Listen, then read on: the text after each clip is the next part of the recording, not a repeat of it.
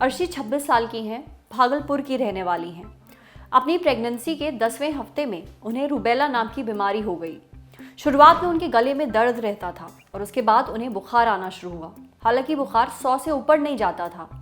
उनके चेहरे पर लाल चकत्ते हो गए। देखते ही देखते ये चकत्ते पूरे शरीर पर फैल गए। अर्शी ने जब डॉक्टर को दिखाया तो पता चला कि रूबेला के कारण उनके बच्चे की सेहत पर असर पड़ सकता है। हालांकि अर्शी का इलाज चला, उन्हें दवाइयां दी गईं, पर कुछ महीने बाद जब उनका बच्चा पैदा हुआ तब डॉक्टर्स ने उन्हें बुरी खबर दी। पैदा होने के कुछ समय बाद ही पता चल गया था कि उनके बेटे के अंगों को नुकसान पहुंच चुका है। वो सुन नहीं सकता था, उसका दिल ठीक तरह से काम नहीं करता था।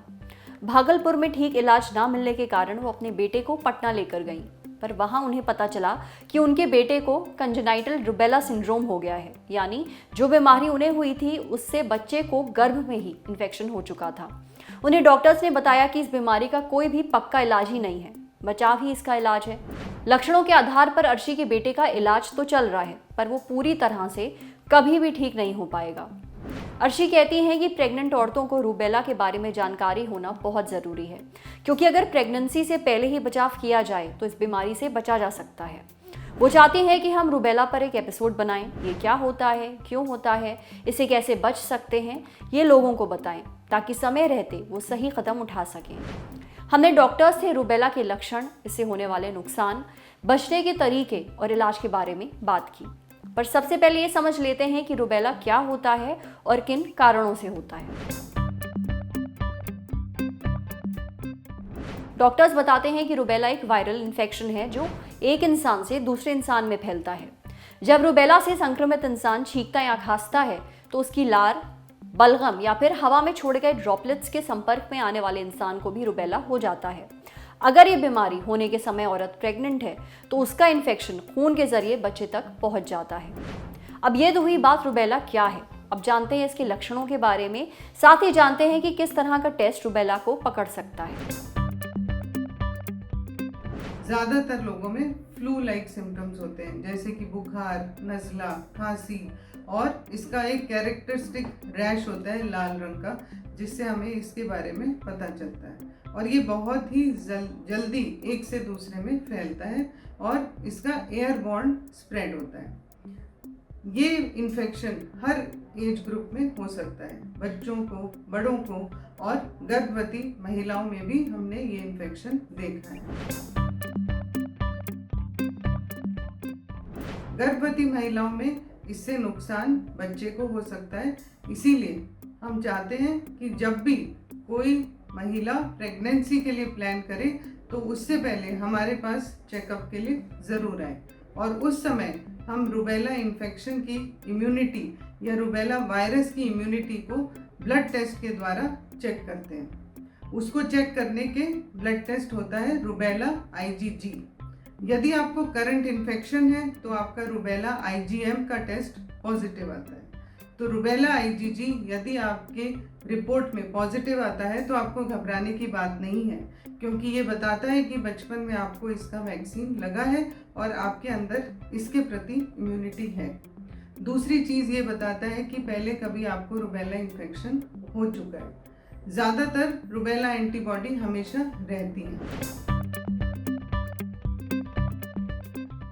कोई भी महिला जो रिप्रोडक्टिव एज ग्रुप में है, यानी 20 से 40 साल की उम्र में है, तो प्रेगनेंसी प्लान करने से पहले हम रूबेला IgG एंटीबॉडी करते हैं, और हम चाहते हैं कि गर्भवती महिला को ये इन्फेक्शन ना हो।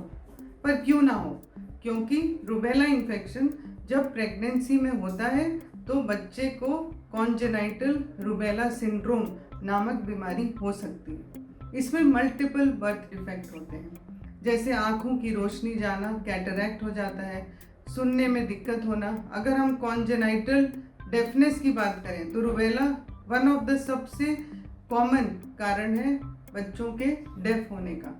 उसके अलावा कॉन्जेनाइटल हार्ट डिफेक्ट, मतलब हृदय में प्रॉब्लम होना, या ब्रेन डिफेक्ट होना, या फिर इंटेलेक्चुअल बहुत से ऑर्गन्स में इसके इन्फेक्शन से नुकसान होता है। इसके कारण पहले 3 महीने में मिसकैरेज का रिस्क भी बढ़ जाता है, और यदि इन्फेक्शन ये बाद में होता है तो स्टिल बर्थ यानी कि बच्चा मरा हुआ पैदा होना या लो बर्थ वेट का भी रिस्क होता है। यदि इन्फेक्शन पहले 12 हफ्ते में होता है तो बच्चे को 85% चांस है कि इन्फेक्शन होगा। 13 से 16 हफ्ते में होता है तो 50% चांस है कि बच्चे को इन्फेक्शन होगा और उसके बाद 25% बच्चों में ये इन्फेक्शन होने का रिस्क बढ़ जाता है।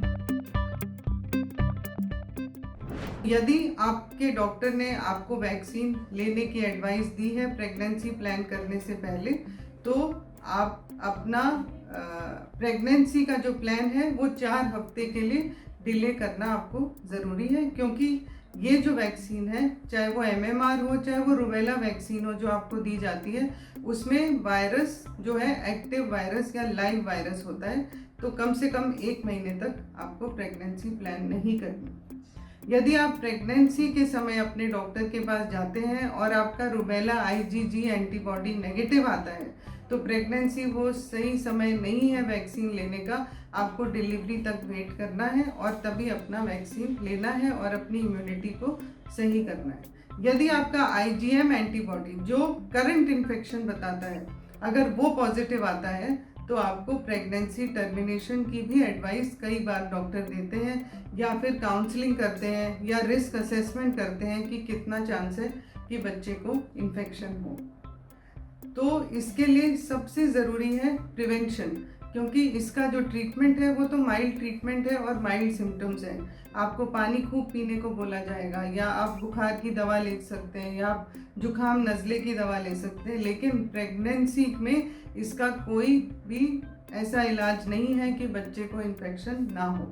तो अपने बचपन में वैक्सीनेशन शेड्यूल पूरा करना और आपकी उम्र जब प्रेगनेंसी से पहले का समय है उसमें अपनी एंटीबॉडी चेक करना बहुत ज़रूरी है। यदि आपकी एंटीबॉडी नेगेटिव आती है तो अपना वैक्सीनेशन लीजिए और 1 महीने के बाद प्रेगनेंसी प्लान करिए।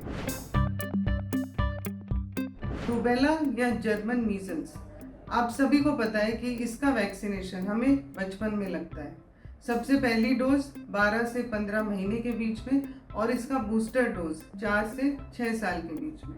तो एक बार रूबेला वैक्सीन लगने के बाद ज़्यादातर लोगों में लाइफ लॉन्ग इम्यूनिटी होती है, पर कई बार इसकी एंटीबॉडी लेवल या इसकी इम्यूनिटी कम होने के कारण हमें रूबेला इन्फेक्शन हो सकता है। जो जानकारी डॉक्टर ने दी है उससे एक चीज़ तो साफ है, बचाव ही इस बीमारी का सबसे बेहतर इलाज है। इसलिए प्रेगनेंसी प्लान करने पर रूबेला का एंटीबॉडी टेस्ट ज़रूर करवाएं, क्योंकि एक बार गर्भ में बच्चे को रूबेला हो गया तो उसका पक्का इलाज उपलब्ध नहीं है।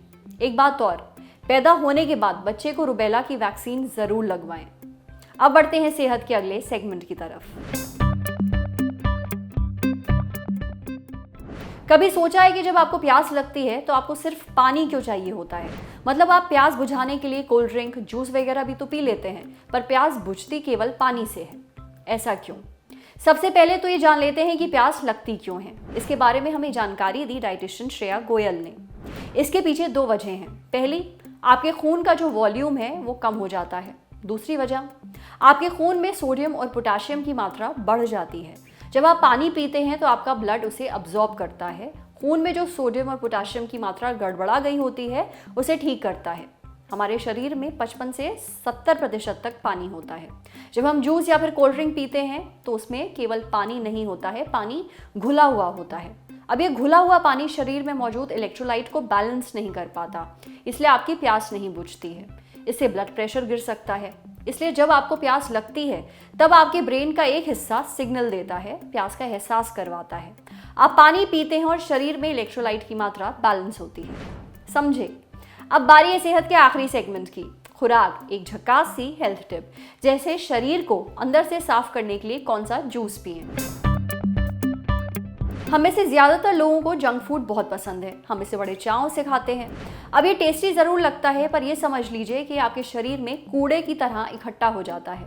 अब जब हमारे घर में कूड़ा जमा हो जाता है तो हम क्या करते हैं? घर की सफाई। ठीक वैसे ही सफाई आपके शरीर के लिए भी ज़रूरी है। इसे कहते हैं डिटॉक्स। आंतों को डिटॉक्स करना भी बेहद ज़रूरी है ताकि उनकी सफाई हो और हमारा सिस्टम ठीक से काम करे। अब शरीर को डिटॉक्स करने के लिए कुछ सब्जियों का जूस बेहद मददगार साबित होता है। डाइटिशियन विभूषा बताती हैं कि डिटॉक्स करने के लिए पालक और गाजर इन दोनों का जूस आप ले सकते हैं। पालक पोषक तत्वों से भरपूर होता है। इसमें विटामिन ए, विटामिन के, आयरन, पोटेशियम और फोलेट अच्छी मात्रा में पाया जाता है। अगर आप अपने आंतों की सफाई करना चाहते हैं तो इसके लिए पालक के जूस को अपनी डाइट में ज़रूर शामिल करें। वहीं गाजर का जूस स्वास्थ्य के लिए बेहद फायदेमंद होता है। गाजर विटामिन और मिनरल्स का अच्छा सोर्स होता है। इसमें बीटा कैरोटीन, नायासिन, बायोटिन और विटामिन के और विटामिन ई भरपूर मात्रा में पाया जाता है। साथ ही इसमें एंटी इन्फ्लेमेटरी और एंटी एजिंग गुण भी होते हैं। अगर आप नियमित रूप से रोज सुबह गाजर का जूस पीते हैं तो इससे आपकी सेहत को फायदा पहुंचता है। खासकर ये आंतों की सफाई करने का एक काफी अच्छा उपाय है। लेकिन डॉक्टर विभूषा कहती हैं कि इन जूसेस को आप अपने खाने से रिप्लेस नहीं कर सकते, यानी खाने के बदले ये जूस नहीं पी सकते, बल्कि डिटॉक्स के दौरान भी आपको अच्छा और हेल्दी खाना ज़रूर खाना चाहिए, तभी डिटॉक्सिफिकेशन पूरा होगा। आज सेहत पे इतना ही। अगर आप एक डॉक्टर हैं, हमसे कुछ शेयर करना चाहते हैं तो जो ईमेल आईडी इस वक्त आपको अपनी स्क्रीन पर दिख रही है उस पर हमें एक मेल भेज दीजिए। ये वीडियो फेसबुक पर देख रहे हैं तो हमारे फेसबुक पेज को लाइक करिए, यूट्यूब पर देख रहे हैं तो हमारे चैनल को सब्सक्राइब करिए, बेल आइकन पर ज़रूर क्लिक कर दीजिए ताकि जब भी हम कोई नया वीडियो अपलोड करें तो उसका नोटिफिकेशन आप तक सबसे पहले पहुंचे। शुक्रिया।